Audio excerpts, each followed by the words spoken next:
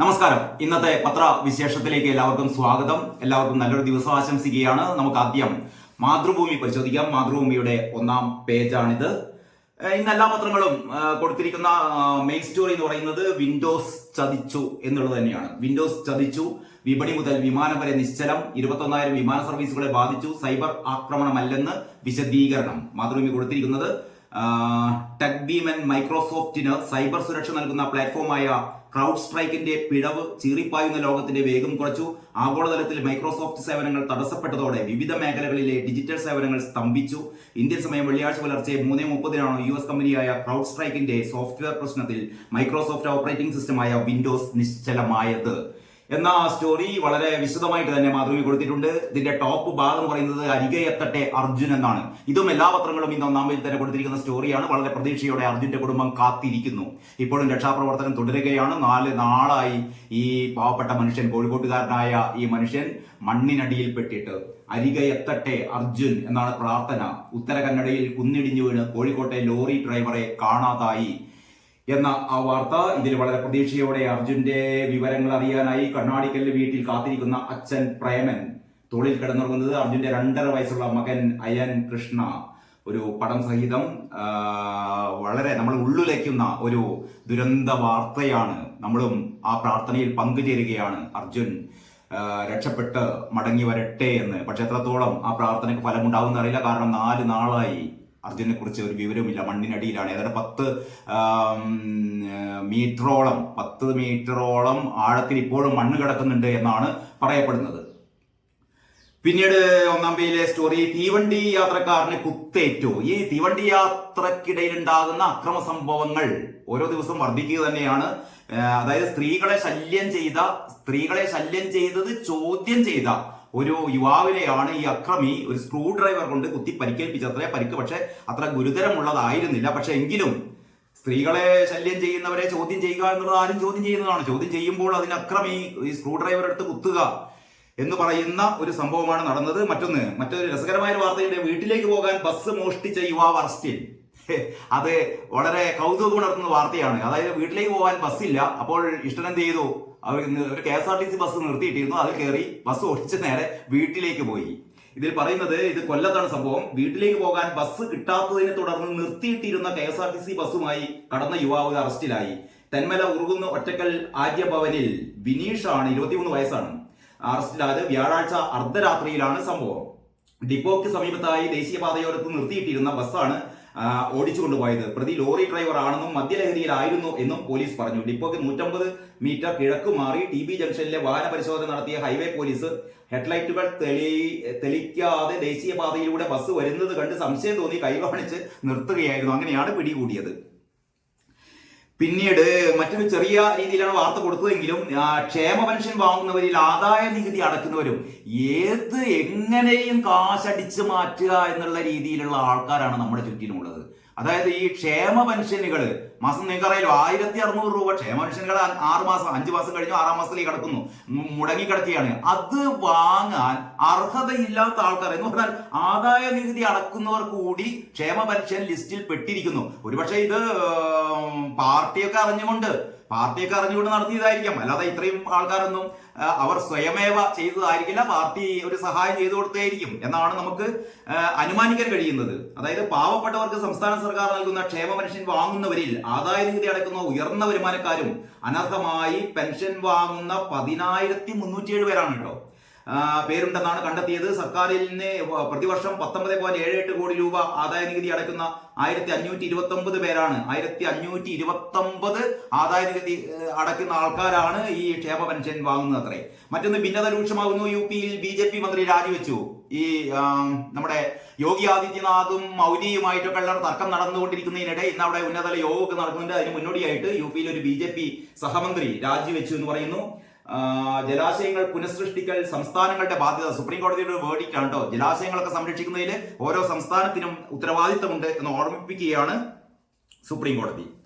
വീണ്ടും വിദ്വേഷ പ്രസ്താവന എന്ന് പറയുന്നത് മാതൃഭൂമി ഒന്നാം പേജിൽ തന്നെ കൊടുത്തിട്ടുണ്ട്. കാവടി യാത്ര എന്നൊക്കെ പല രീതിയിലാണ് പത്രങ്ങളൊക്കെ ഇതിനെ വിശേഷിപ്പിക്കുന്നത്. കാവടി യാത്ര മുഴുവൻ ഹോട്ടൽ ഉടമകളുടെയും പേര് പ്രദർശിപ്പിക്കണമെന്ന് UP ഉത്തരാഖണ്ഡും. അതായത് ഉത്തർപ്രദേശിൽ കാവടി യാത്ര വഴികളിലെ ഭക്ഷണശാലകളിൽ ഉടമകളുടെ പേര് പ്രദർശിപ്പിക്കണമെന്ന വിവാദ നിർദ്ദേശം സംസ്ഥാന വ്യാപകമായി ഉത്തർപ്രദേശും ഉത്തരാഖണ്ഡും. UPയിലെ മുസഫർ നഗറിലാണ് ആദ്യം ഈ വിവാദ നിർദ്ദേശം ഇറക്കിയത്. NDA ഘടകകക്ഷികളിൽ നിന്നടക്കം എതിർപ്പ് വ്യാപകമായതിനെ തുടർന്ന് അവിടെ പോലീസ് നിലപാട് മയപ്പെടുത്തിയിരുന്നു. എന്നാൽ അത് തിരുത്തിക്കൊണ്ടാണ് നിർബന്ധമായും പേര് പ്രദർശിപ്പിക്കണമെന്ന് വ്യക്തമാക്കി UPയിലെ യോഗി സർക്കാരും ഉത്തരാഖണ്ഡിലെ ധാമി സർക്കാരും പുതിയ ഉത്തരവ് ഇറക്കിയത്. തിരഞ്ഞെടുപ്പ് തിരിച്ചടിക്ക് ശേഷവും തീവ്ര നിലപാടിൽ നിന്ന് മുന്നോട്ടില്ലെന്ന മുഖ്യമന്ത്രി യോഗി ആദിത്യനാഥിന്റെ പ്രഖ്യാപനം കൂടിയാണ് ഇത് എന്നാണ് പറയപ്പെടുന്നത്.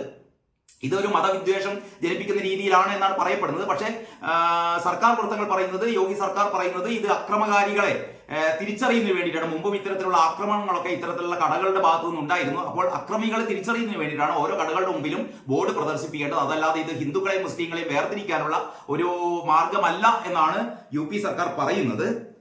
എത്രമാത്രം ഇത് വിശ്വാസയോഗ്യമാണ് എന്ന് നമുക്കറിയില്ല. കാരണം അവിടുത്തെ സ്ഥിതിഗതികൾ കുറേ കൂടി വരുന്ന ദിവസങ്ങളിൽ എന്താണ് സംഭവിക്കുന്നത് നമുക്ക് നോക്കാം. ഉള്ളിലെ പേജിലേക്ക് എടുത്താൽ നിരോധനത്തിന് പുല്ലുവില. നമ്മൾ കഴിഞ്ഞ ദിവസം ചർച്ച ചെയ്താണ് പ്ലാസ്റ്റിക് നിരോധനം. മുമ്പും പ്ലാസ്റ്റിക് ക്യാരി ബാഗുകളുടെ നിരോധനം ഉണ്ടായിരുന്നു. ഇപ്പം പറയുന്നു നിരോധനത്തിന് പുല്ലുവില. ഈ പ്ലാസ്റ്റിക് നിരോധനം ആരും കാര്യമായി കണക്കാക്കുന്നില്ല. പിഴയൊക്കെ ഈടാക്കുന്നുണ്ടെങ്കിലും ഇതിന് രണ്ട് കാര്യങ്ങളായിട്ട് എന്തുകൊണ്ടാണ് ഇത് സംഭവിക്കുന്നത് എന്ന് ഈ വ്യാപാരി വ്യവസായി ഏകോപന സമിതിയുടെ ജില്ലാ ജനറൽ സെക്രട്ടറി V സുനിൽകുമാറിന്റെ ഒരു കോട്ട് കൊടുത്തിട്ടുണ്ട്. അതിങ്ങനെയാണ്: വ്യാപാരികളെ ബലിയാടാക്കരുത്. ഉൽപാദനം തടയാതെ വ്യാപാരികളെ ബലിയാടാക്കുന്ന രീതിയിൽ നടപടിയെടുക്കുകയല്ല വേണ്ടത്. ഉണ്ടാക്കുന്ന സ്ഥലത്ത് തടഞ്ഞാലേ കാര്യക്ഷമമാകൂ. വലിച്ചെറിയുന്ന നടപടി കർശനമാക്കുന്നുണ്ടോ എന്ന് പരിശോധിക്കണം. അപ്പൊ ഈ വ്യാപാരികളെ, ഈ ക്യാരി ബാഗുകൾ വിൽപ്പന നടത്തുന്ന വ്യാപാരികൾക്കെതിരെ നടപടി എടുക്കരുത്. കാരണം ക്യാരി ബാഗുകൾ നിർമ്മിക്കുന്ന അതിന്റെ നിർമ്മാണ മേഖലയിൽ നിന്ന് തന്നെ അത് തടയണം. അത് വളരെ ന്യായമായ ഒരു ആവശ്യമാണ്. അതല്ലാതെ ഉൽപ്പാദിപ്പിക്കാൻ അനുവാദം കൊടുക്കുക. ഇത് നേരത്തെ ഈ പുകവലി നിരോധനം പോലെയാണ്. പുകവലി എന്താ പറയാ, സിഗരറ്റും ബീഡിയൊക്കെ ഇഷ്ടം പോലെ ഉൽപ്പാദിപ്പിക്കുക, പക്ഷെ അത് വലിക്കാൻ പറ്റില്ല എന്ന് പറയുന്ന പോലെയാണ്. ഈ ക്യാരി ബാഗുകൾ ഇഷ്ടം പോലെ ഉണ്ടാക്കുന്നുണ്ട്. പിന്നെ അതിന് കൃത്യമായ ഒരു അളവ്, ഈ 50 മൈക്രോണിൽ താഴെ പാടില്ല എന്നൊക്കെ പറയുമ്പോൾ 50 മൈക്രോൺ എന്ന് പറഞ്ഞാൽ എത്രയാണ് അതിന്റെ തിക്നെസ്? ഇനി 50 മൈക്രോണിൽ താഴെ ആണെങ്കിൽ പോലും അതിന്റെ പുറത്ത് രേഖപ്പെടുത്തുന്നത് 50 മൈക്രോണിൽ കൂടുതൽ എന്നൊക്കെ ആയിരിക്കും. അപ്പൊ ഇതിൽ വ്യാപകമായ ഒരു തരത്തിൽ നമുക്ക് നീതീകരിക്കാനാവാത്ത ഒരുപാട് ക്രമവിരുദ്ധമായ കാര്യങ്ങൾ ഇതിന്റെ ഇടയിൽ നടക്കുന്നുണ്ട്. അതുകൊണ്ടൊക്കെയാണ് ഈ നിരോധനം ഫലപ്രദമാവാത്തത് എന്നാണ് തോന്നുന്നത്. പിന്നീട് ഉൽപാദന രംഗത്ത് തടയണമെന്നാണ് ആര് പറയുന്നത്? KM ഹനീഫ്, ജില്ലാ general secretary, super market welfare association of Kerala. അദ്ദേഹം പറയുന്നത് പ്ലാസ്റ്റിക് നിരോധനവുമായി ബന്ധപ്പെട്ടുള്ള അവ്യക്തത നീക്കണം, എന്തൊക്കെ ഉപയോഗിക്കാമെന്ന് വ്യക്തമാക്കണം, അതുപോലെ ബദൽ മാർഗങ്ങൾ ഒരുക്കണം. ഉൽപാദന രംഗത്താണ് ഇവ തടയേണ്ടത്. കുറേ കൂടി ന്യായമായ ആവശ്യമാണ് പറയുന്നത്. കാരണം ബദൽ മാർഗങ്ങൾ ഒരുക്കണം. ഇപ്പൊ പാല് പ്ലാസ്റ്റിക് കവറിൽ നിന്ന് ഒഴിവാക്കിക്കൊണ്ടുള്ള ഒരു പാല് നമുക്ക് ഇനി സങ്കല്പിക്കാൻ പറ്റില്ല. അതേപോലെ സൂപ്പർ മാർക്കറ്റുകളിലൊക്കെ അല്ല, സൂപ്പർ മാർക്കറ്റിലെ എല്ലാ പലവ്യഞ്ജന സാധനങ്ങളും ഇപ്പോൾ ഈ പറയുന്ന പ്ലാസ്റ്റിക് കൂടകളിലാണ്, അല്ലെങ്കിൽ പ്ലാസ്റ്റിക് കവറുകൾക്കുള്ളിലാണ്. അതൊക്കെ എങ്ങനെയാണ്? അതിനൊരു ബദൽ മാർഗം എന്താണ്? അല്ലെങ്കിൽ മത്സ്യം, ഇതിനൊക്കെ എങ്ങനെയാണ് ബദൽ മാർഗം എന്ന് പറയാതെ, അല്ലെങ്കിൽ അതിനൊരു ബദൽ മാർഗം നിർദ്ദേശിക്കാതെ ഈ പ്ലാസ്റ്റിക് ക്യാരി ബാഗുകൾ മുഴുവൻ തടയുക എന്നുള്ളത് പറയുന്നത് ശരിയായ നടപടിയല്ല എന്നാണ് പറയുന്നത്. അതേ അവസരത്തിൽ തന്നെ ഇത് കൃത്യമായി വലിച്ചെറിയുന്നത്, ഈ പറയുന്ന നദികളിലേക്കും തോടുകളിലേക്കും ഒക്കെ ഇത് വലിച്ചെറിയുന്നതിനെതിരെ കർശന നടപടി വേണമെന്ന കാര്യത്തിൽ എല്ലാവർക്കും യോജിപ്പാണുള്ളത്. ജില്ലയിൽ പിടികൂടിയത് 9760 കിലോ പ്ലാസ്റ്റിക് ആണ്. പിഴ 63 ലക്ഷവും ഈടാക്കിയിരുന്നു കഴിഞ്ഞ നാളുകളിൽ. പക്ഷെ അതുകൊണ്ടൊന്നും ഒരു കാര്യവുമില്ല എന്നാണ് മനസ്സിലാക്കുന്നത്. പിന്നീട് മാതൃഭൂമിയുടെ ഉൾപേജിലേക്ക് പോയാൽ അർജുനെ രക്ഷപ്പെടുത്തണേ എന്ന പ്രാർത്ഥനയുമായി നിസ്സഹായരായ ബന്ധുക്കൾ. അർജുന്റെ യാത്ര ഇങ്ങനെ എല്ലാ സാധ്യതകളും പ്രയോജനപ്പെടുത്തുന്നുണ്ട്. ഞായറാഴ്ച ഭക്ഷണം കഴിച്ച് പിരിഞ്ഞതാണ്, ചൊവ്വാഴ്ച പുലർച്ചെയും വിളിച്ചു, തിരച്ചിലിനായി ഇടപെട്ട് കേരളം. അങ്ങനെ ഒരുപാട് സ്റ്റോറികളാണ്, ഒരു പകുതിയോളം സ്റ്റോറികളുണ്ട് 4-ാം പേജിൽ മാതൃഭൂമിയുടെ.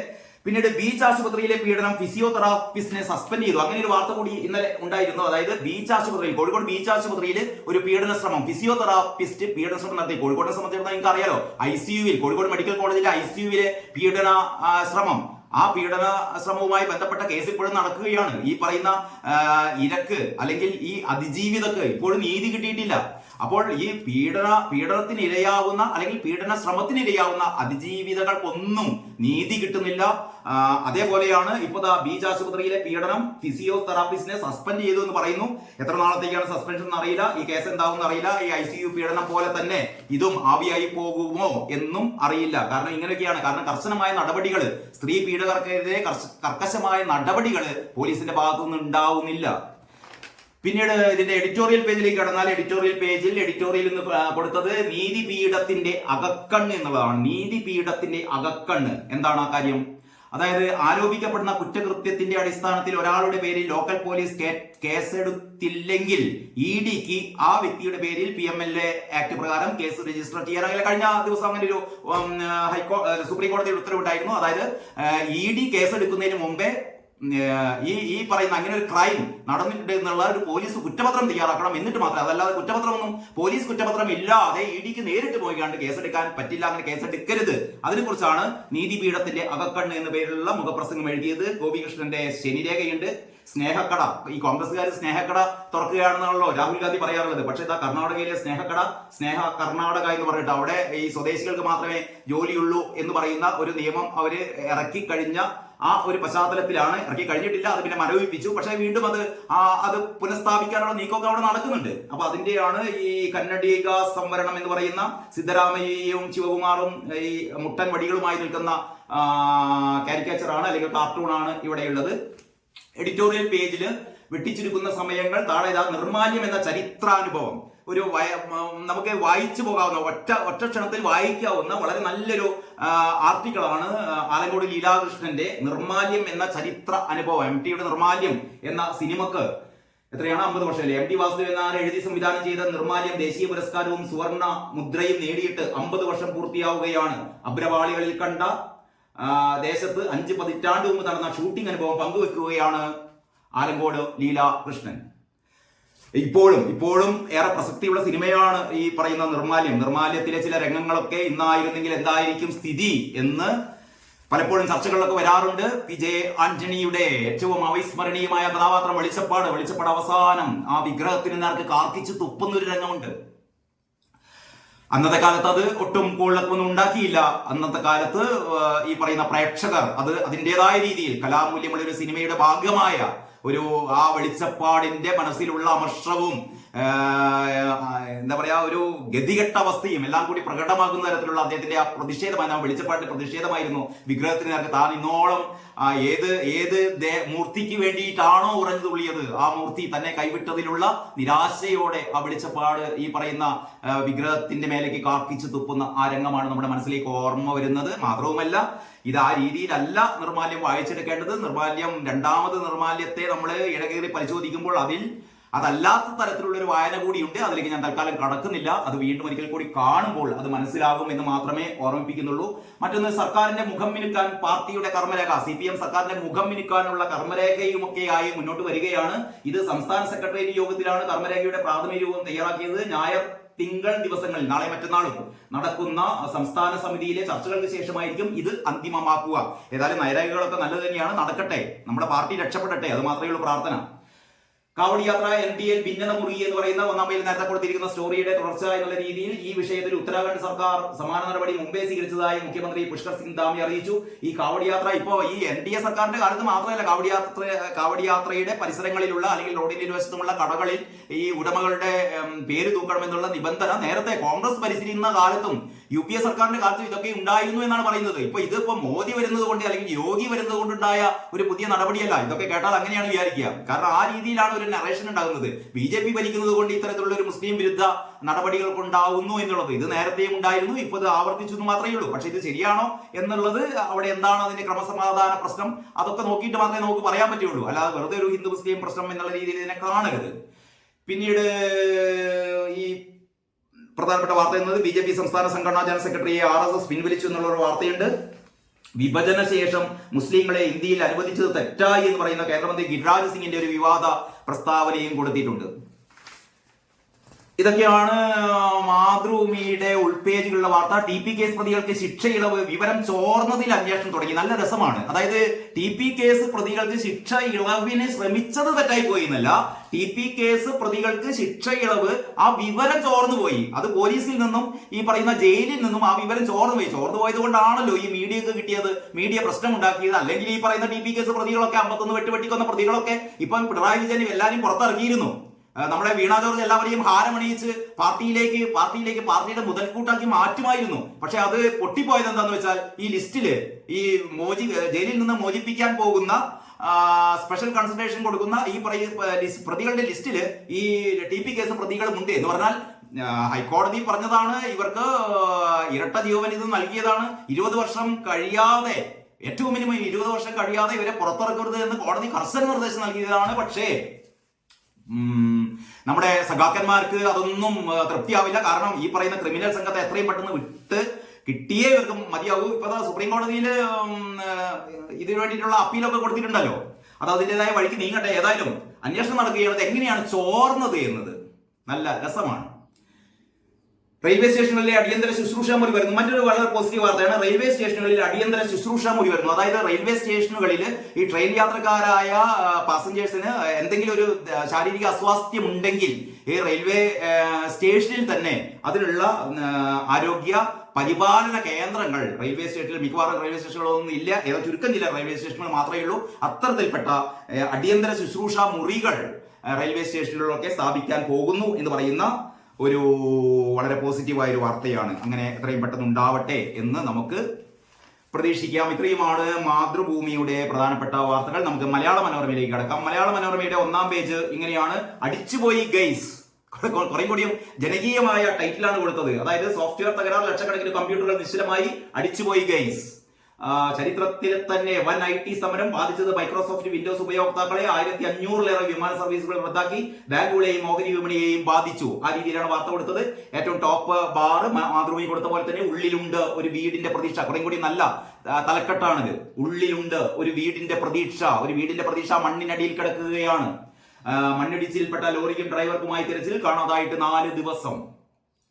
പിന്നീട് കുഞ്ചുക്കുറുപ്പ് പറയുന്നു, എറണാകുളം കളക്ടറേറ്റിൽ നടത്തിയ ഫിറ്റ്നസ് സർവേയിൽ 50% ജീവനക്കാരും ഹാപ്പിയാണ്. സർക്കാർ ജീവനക്കാർ ഹാപ്പിയാണത്രേ, അങ്ങനെ കണ്ടെത്തിയെന്ന്. എന്നിട്ട് പറയുകയാണ് കുടിശ്ശിക കിട്ടാതെ തന്നെ ഹാപ്പി. സർക്കാർ ജീവനക്കാർക്ക് DA കുടിശ്ശിക ഒരുപാട് കൊടുക്കാൻ ബാക്കിയാണ്. അപ്പൊ DA കുടിശ്ശിക കിട്ടാതെ തന്നെ സർക്കാർ ജീവനക്കാർക്കൊക്കെ ഹാപ്പിയാണ്. പിണറായിക്ക് അതിലേറെ ഹാപ്പി, KN ബാലഗോപാലിന് അതിലേറെ ഹാപ്പി. കാരണം കുടിശ്ശിക ഇനി അടുത്ത കാലത്ത് ഒന്നും കൊടുക്കണ്ട. കാരണം സർക്കാർ ജീവനക്കാർ ഇപ്പൊ തന്നെ ഹാപ്പിയാണ്. പിന്നെ കുടിശ്ശിക കൊടുക്കേണ്ട കാര്യമില്ലല്ലോ. ഇങ്ങനെ ഓരോരോ കണ്ടെത്തലുകൾ എന്താ ചെയ്യുക.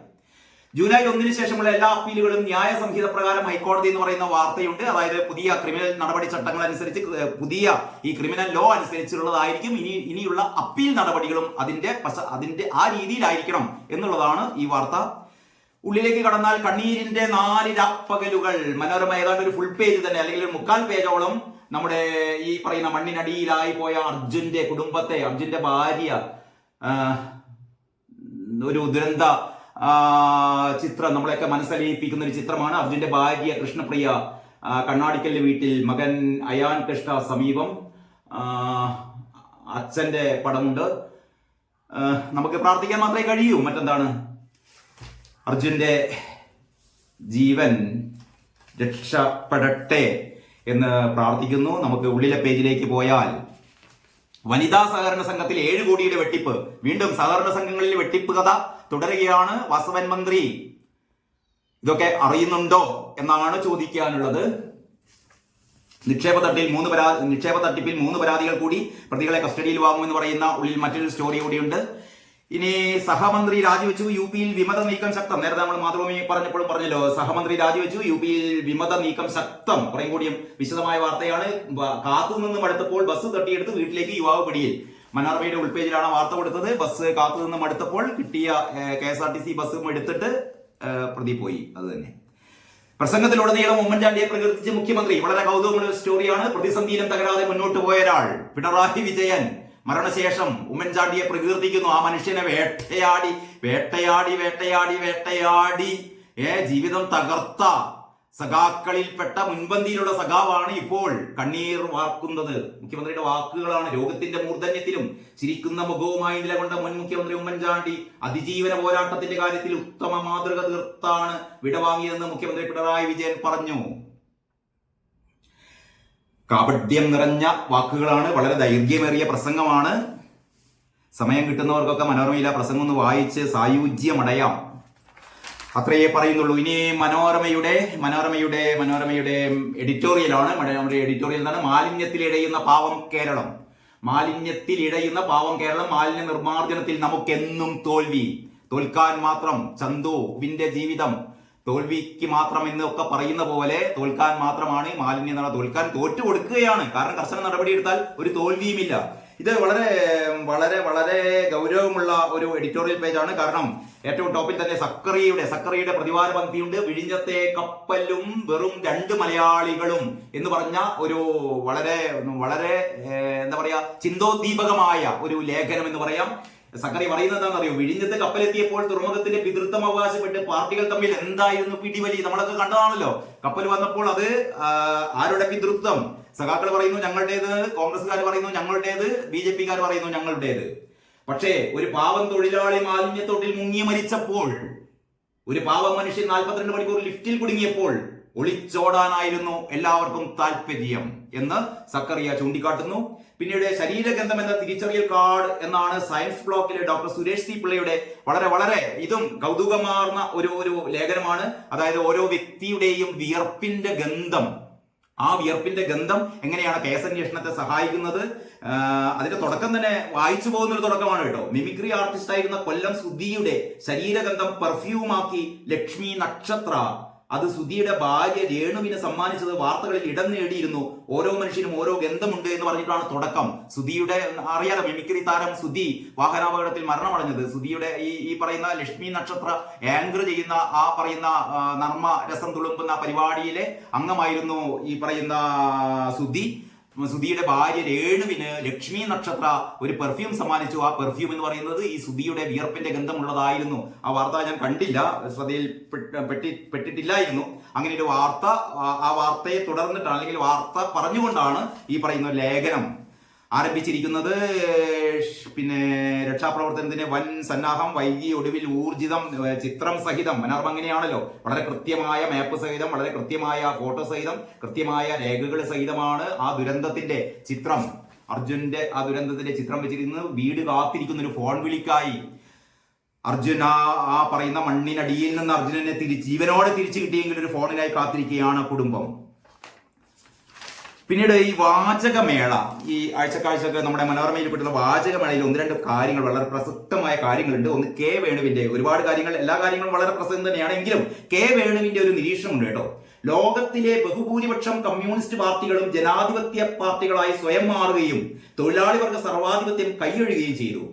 ഇന്ത്യയിൽ അല്പം വൈകിയാണെങ്കിലും CPI അങ്ങനെ ചെയ്തു. അതായത് ലോകത്തിലെ ബഹുഭൂരിപക്ഷം കമ്മ്യൂണിസ്റ്റ് പാർട്ടികളും ജനാധിപത്യ പാർട്ടികളായി സ്വയം മാറുകയും തൊഴിലാളി വർഗ സർവാധിപത്യം കൈയൊഴുകുകയും ചെയ്തു. CPIയും അങ്ങനെ ചെയ്തു.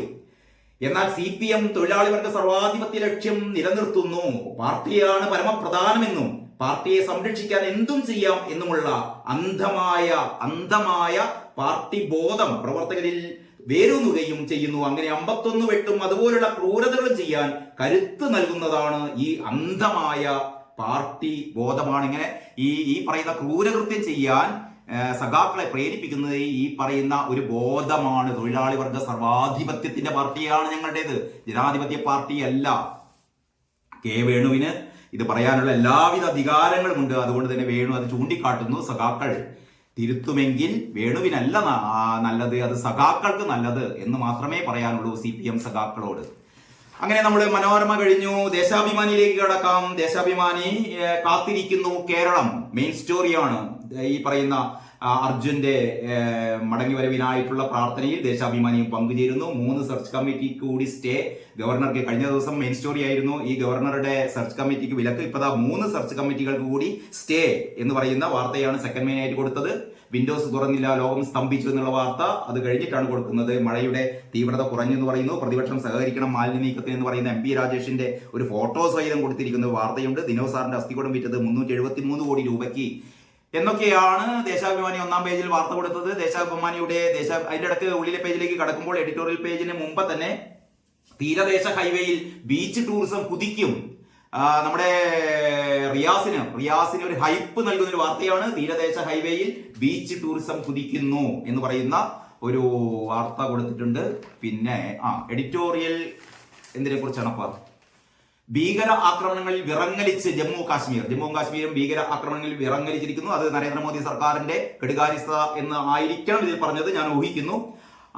അത് കഴിഞ്ഞിട്ട് ചെറുകിട വ്യാപാര മേഖല, നികുതി കുടിശ്ശിക തീർക്കാൻ സമഗ്ര പദ്ധതി, ഇന്ത്യയിൽ തൊഴിൽ ഒരു സ്വപ്നം, ഇരുളുന്ന ഭാവി, നോവും മനസ്സുകൾ എന്നൊക്കെയാണ് രണ്ട് പ്രധാനപ്പെട്ട ലേഖനങ്ങൾ. ആദിത്യനാഥിനെ ഉന്നമിട്ട അമിത്ഷാ എന്ന് പറയുന്നത് യുപിയിലെ സ്ഥിതിഗതികൾ, കലക്കവെള്ളത്തിൽ നിന്ന് മീൻ പിടിക്കാൻ ദേശാഭിമാനി ശ്രമിക്കുകയാണ്. ആദിത്യനാഥിനെ ഉന്നമിട്ട് അമിത്ഷാ, അവിടെ ഭയങ്കര പൊട്ടിത്തെറിയാണ് സംഭവിക്കാൻ പോകുന്നത്. കൻവാർ യാത്ര കലാപയാത്രയാക്കാൻ നീക്കം എന്നാണ് പറയുന്നത്. കൻവാർ യാത്ര, ഈ കാവടി യാത്ര എന്നുള്ള ഇതിൽ കൻവാർ യാത്ര എന്നാണ് പറയുന്നത്. വ്യത്യസ്ത രീതിയിലാണ് ഇത് അവതരിപ്പിക്കുന്നത്.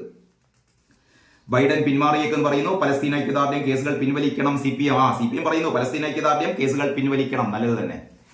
അപ്പോൾ ഇങ്ങനെയൊക്കെയാണ് ദേശാഭിമാനി വാർത്ത നൽകുന്നത്. ബാക്ക് പേജിൽ നമ്മുടെ ശങ്കരാടിയുടെ സിനിമാ താരമായിരുന്ന ശങ്കരാടി ഒരിക്കലും നമ്മുടെ ഓർമ്മകളിൽ നിന്നും ആയില്ലല്ലോ. സമയങ്ങളില്ലാത്ത കമ്മ്യൂണിസ്റ്റ് എന്നാണ് പറയുന്നത്. പക്ഷേ ഈ പറയുന്ന ശങ്കരാടിയുടെ കഥാപാത്രമാണ് സഖാക്കളെ ഇപ്പോഴും വേട്ടയാടിക്കൊണ്ടിരിക്കുന്നത്. കുമാരപ്പിള്ളയുടെ ആ ഡയലോഗുകളൊന്നും നമുക്ക് മറക്കാൻ പറ്റില്ലല്ലോ.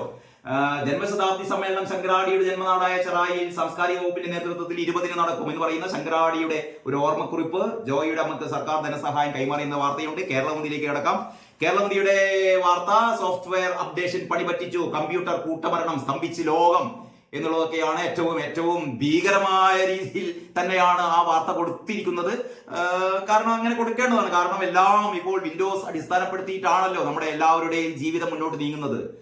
പിന്നീട് ഓപ്പൺ യൂണിവേഴ്സിറ്റിയെ തകർക്കാൻ അംഗീകാരമില്ലാത്ത പ്രൈവറ്റ് രജിസ്ട്രേഷൻ എന്ന് പറയുന്ന വാർത്തയുണ്ട്. അതായത് കൊല്ലത്ത് നിന്നുള്ള വാർത്തയാണ്. ശ്രീനാരായണ ഗുരു ഓപ്പൺ യൂണിവേഴ്സിറ്റിയെ തകർക്കാൻ ഗൂഢനീക്കം നടക്കുന്നു. അതായത് മറ്റ് യൂണിവേഴ്സിറ്റികളൊക്കെ ഈ പറയുന്ന പ്രൈവറ്റ് ഡിഗ്രി കോഴ്സുകൾക്ക് അംഗീകാരമില്ലാത്ത പ്രൈവറ്റ് രജിസ്ട്രേഷൻ ഒക്കെ അവർ ശ്രമം നടത്തുന്നു എന്നുള്ള വാർത്തയാണ്. പിന്നീട് നാടിന്റെ ഗന്ധം കൊതിച്ച് ഗാനഗന്ധർവൻ യേശുദാസിന് നാടിന്റെ ഗന്ധം. ഇത് വായിക്കുമ്പോൾ നമുക്ക് യേശുദാസിനോട് പരിഹാസം മാത്രമേ തോന്നുള്ളൂ. അതായത് യേശുദാസ് ഇപ്പോഴും അമേരിക്കയിലാണല്ലോ, അമേരിക്കയിൽ ഡള്ളാസിലാണ്. അവിടെ നമ്മുടെ VS രാജേഷ് അവിടെ പോയി യേശുദാസിനെ കണ്ട് തയ്യാറാക്കിയതാണ്. യേശുദാസിന്റെ പാട്ടുകളൊക്കെ ഗംഭീരമാണ്, ഗാനഗന്ധർവനാണ്, ഒക്കെ ശരി തന്നെ. പക്ഷേ യേശുദാസിന്റെ മലയാളത്തോടുള്ള അല്ലെങ്കിൽ മലയാളികളോടുള്ള കേരളത്തോടുള്ള സ്നേഹം എന്നൊക്കെ പറയുന്നത് അത് എല്ലാവർക്കും അറിയാവുന്ന കാര്യമാണ്. കാരണം അമേരിക്കയിലാണ് സുഖവാസം.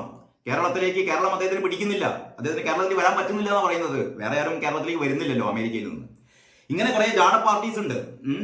യേശുദാസിനെയും അക്കൂട്ടത്തിൽ തന്നെ പെടുത്തിയേ തീരൂ. യേശുദാസിന്റെ പാട്ടുകളോടുള്ള മാധുര്യമെല്ലാം മനസ്സിൽ ഒതുക്കിക്കൊണ്ട് തന്നെ, മനസ്സിലിട്ടുകൊണ്ട് തന്നെയാണ്, മനസ്സിലിട്ട് ഓമനിച്ചുകൊണ്ട് തന്നെയാണ് പറയുന്നത്. യേശുദാസിന്റെ ധാർഷ്ട്യം പലകുറി മലയാളികൾ കണ്ടിട്ടുള്ളതാണ്. കൈതട്ടി മാറ്റിയത്, സെൽഫി എടുക്കാൻ പോകുമ്പോൾ സെൽഫി അത് ഡിലീറ്റ് ചെയ്യിപ്പിച്ചത്, ഏതോ ഒരു സ്കൂളിലേക്ക് ചെന്നപ്പോൾ അവിടെ ചളിയുള്ളത് കാരണം തന്റെ വെളുത്ത ഷൂസിൽ ചളി പറ്റുമെന്ന് കരുതി അങ്ങോട്ടേക്ക് കയറി ചെല്ലാത്തത്, അങ്ങനെ ഒരുപാട് കാര്യങ്ങൾ യേശുദാസിനെ പറ്റി പറയുകയാണെങ്കിൽ ഉണ്ട്. ഉടനെ നാട്ടിലെത്തുന്ന പറയുന്നത്. നാട്ടിൽ വന്നിട്ട് 4 വർഷം കഴിഞ്ഞു. ആഗ്രഹമില്ലാഞ്ഞിട്ടല്ല, പിന്നെന്താണ്, കോവിഡാണ് ആദ്യം തടസ്സമായത്. 2 വർഷത്തിലധികം കോവിഡ് കൊണ്ടുപോയി. പിന്നീട് ഓരോരോ കാരണങ്ങൾ, നാടിന്റെ ഗന്ധം അല്ല സുഗന്ധം നുകരാൻ കൊതിയാവുന്നു. കൊതിയാണെങ്കിൽ പെട്ടെന്ന് വന്ന് നുകരട്ടെ, അത്രമാത്രമേ പറയാനുള്ളൂ. ജലാശയങ്ങൾ സംരക്ഷിക്കേണ്ട ഉത്തരവാദിത്തം സംസ്ഥാന സർക്കാരിനാണ് എന്ന് പറഞ്ഞ വാർത്ത. ടോപ്പ് ബാർ അർജുന്റെ ദുരന്ത വാർത്തയാണ്. ദുരന്ത വാർത്ത എന്ന് പറയാൻ ആയിട്ടില്ല എങ്കിലും നമ്മളെ നടുക്കുന്ന വാർത്ത. മണ്ണിടിഞ്ഞ് ലോറിയടക്കം അർജുൻ കാണാമറയത്ത്, 4-ാം നാളും കണ്ടെത്താനായില്ല. ദുരന്തം കർണാടകയിൽ, ഇരയായത് കോഴിക്കോട് സ്വദേശി എന്ന് പറയുന്ന വാർത്ത. ഇനി ഇതില് എഡിറ്റോറിയൽ കൊടുത്തിട്ടുള്ളത്, നോക്കുകുത്തിയാവുന്ന ഒരു PSC ലിസ്റ്റ്. പല PSC ലിസ്റ്റുകളും നോക്കുകുത്തിയാവുന്ന ഒരു PSC ലിസ്റ്റിനെ കുറിച്ചാണ് പറയുന്നത്. അതിൽ ഏത് PSC ലിസ്റ്റാണ്? പല ലിസ്റ്റുകളിൽ ഒന്നും നടക്കുന്നില്ല എന്നാണ് യാഥാർത്ഥ്യം. പോലീസ് ടെലികമ്മ്യൂണിക്കേഷൻ റാങ്ക് പട്ടിക. പോലീസിലെ ടെലികമ്മ്യൂണിക്കേഷൻ റാങ്ക് പട്ടികയുടെ കാലാവധി അവസാനിക്കാൻ 3 മാസം മാത്രമാണ് ശേഷിക്കുന്നത്. 524 പേരുള്ള ലിസ്റ്റിൽ നിന്ന് ഇതുവരെ നിയമനം ലഭിച്ചത് വെറും 21 പേർക്ക്. ശ്രദ്ധിക്കണം, 524 പേരുള്ള റാങ്ക് പട്ടികയിൽ നിന്ന് 3 വർഷത്തിന് ശേഷം നിയമനം ലഭിച്ചത് വെറും 21 പേർക്കാണ്. മാത്രമല്ല ഏറ്റവും വലിയ കാര്യം എന്ന് പറയുന്നത്, സൈബർ കുറ്റകൃത്യങ്ങൾ പെരുകി വരുന്ന ഇക്കാലത്താണ് ഇവരെ കൂടുതൽ നിയമിക്കേണ്ടത്. ഇത് സംസ്ഥാന സർക്കാരിന് അറിയാത്തത് കൊണ്ടൊന്നുമല്ല. എന്നാൽ പോലീസ് വകുപ്പ് ഇപ്പോഴും തുടരുന്നത് 1974 യൂണിറ്റ് രൂപീകരിച്ച സമയത്തെ സ്റ്റാഫ് പാറ്റേൺ ആണ്. മനസ്സിലാക്കണം നിങ്ങൾ, 1974 സ്റ്റാഫ് പാറ്റേൺ ആണ് ഇപ്പോഴും തുടരുന്നത്. എത്രയും പെട്ടെന്ന് ഈ റാങ്ക് ലിസ്റ്റിലുള്ള ആളുകളെ നിയമിക്കാനുള്ള നടപടികളാണ് സർക്കാരിന്റെ ഭാഗത്തുനിന്ന് ഉണ്ടാകുന്നതെന്ന് മാത്രമേ പറയാനുള്ളൂ. അങ്ങനെയൊക്കെയാണ് ഉമ്മൻചാണ്ടിയുടെ അനുസ്മരണം ഉള്ളിലെ പേജിൽ നന്നാക്കി കൊടുത്തിട്ടുണ്ട്. നമുക്ക് അടുത്ത പത്രത്തിലേക്ക് കടക്കാം.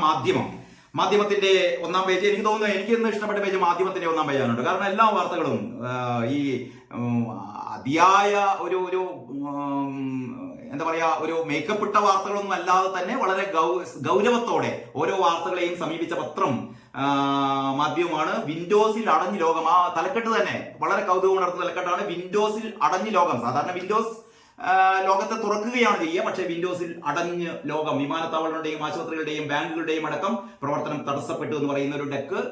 അർജുനായി കാത്തിരിപ്പ്, ദൗത്യം ദുഷ്കരം, കേരളം ഉണർന്നു, രക്ഷാപ്രവർത്തനം ഊർജ്ജം എന്ന് പറയുന്ന ഒരു ബോക്സിൽ തന്നെയാണ് ആ സെക്കൻഡ് മെയിൻ അല്ലെങ്കിൽ മെയിൻ സ്റ്റോറിയുടെ അതേ പ്രാധാന്യത്തിൽ തന്നെ കൊടുത്തിട്ടുള്ളത്.